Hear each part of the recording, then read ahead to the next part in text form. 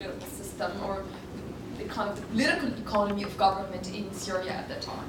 So I see this as practices of distinction, and we've seen there is work on growing piety linked to Sufism and whatever. The question becomes, and one of the very important Islamic groups in Damascus was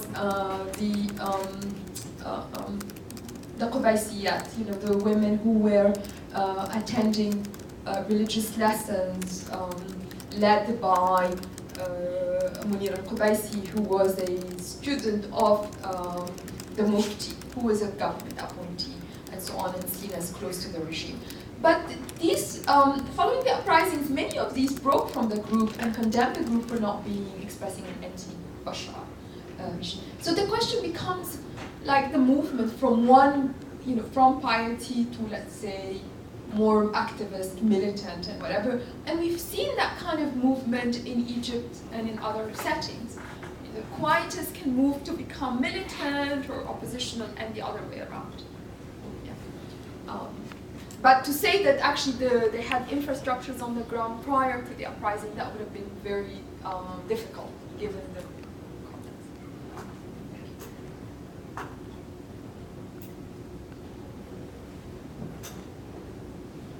May I ask a bit, how do you, when I'm right and well informed, General Sisi said that he will not permit Islamic Brotherhood anymore in Egypt.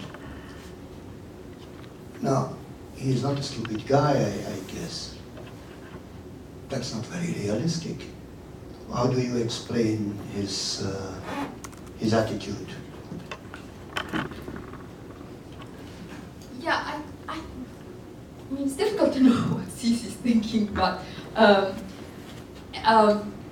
is there anyone who believes that? Well, I mean, I think that some people do believe that, because there is a very strong anti-Muslim brotherhood among certain segments of the population in Egypt. And these people want to believe that they can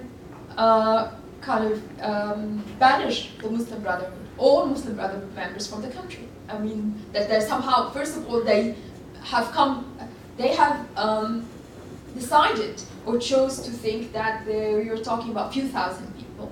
You do have, this is very common discourse in Egypt, that so they're not really large numbers and they can be contained. Now, this is not a, if you put this in historical context, it is not a kind of an outlandish and extraordinary, because of course this is something that Nasser tried before, when thousands of Muslim Brotherhood were rounded up and put in jail, and many of them also left the country. In the 1960s, no one would identify as a Muslim brother. By the mid-1960s, no one in Egypt would say that they are a Muslim brother. And the word Muslim brother was, to say someone was ikhwan was an insult, okay? Was a derogatory. I think it's that kind of effect that Sisi, some of the remnants of the National Democratic Party, the people referred to as Lula and so on, are thinking that it's possible. And I was in Egypt in April, and I talked to a lot of people of like middle class, upper middle class backgrounds,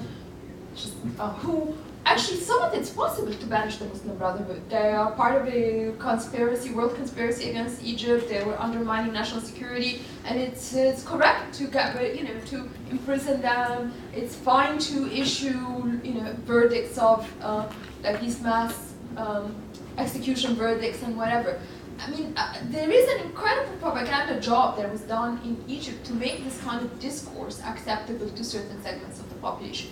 Is it correct? Is it not isn't correct? But is it reasonable? I think of course, it is unreasonable, given that also the Muslim Brotherhood have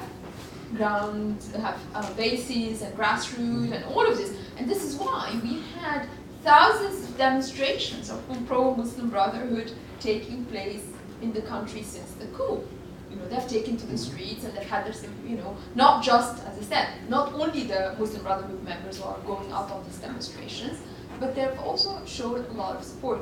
I mean, they're counting on great repression and to really crush them. I mean, something like what they did with the militants. of course, with the militants, we're talking about smaller numbers and less in terms of organization and so on. But that's, yes, the reasonable, unreasonable plan that they are. Yeah. Yeah. But also, I mean, there are the other contender, Sabahi, is also quoted as saying, if I am president, there will be no Muslim brothers as well. There are no Muslim brothers anymore. Good. Okay. It's strange if you'll see they won the first elections.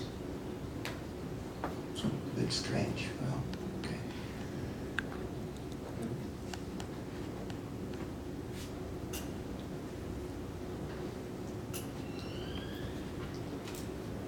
What do you think about the thesis, as the last question, of Tariq Ramadan about Egypt?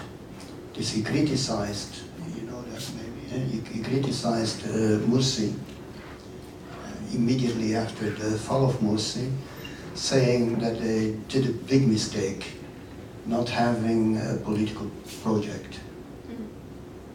So there's a discussion about do they have a political project or not. Is that they were discussing things that had nothing to do with the political problems in Egypt, which are unemployment things, and there was no. What do you think about that? Well, I think because the organization at the level of leadership, I think, was not connected necessarily, and that's a problem they've had for a long time. I mean, that's why scholars who were working, researchers who were working on the Muslim Brothers before the uprising were saying, actually, this is a collapsing organization because it's not meeting its grassroots, because it's not responding to their demands for opening up and changing and so on.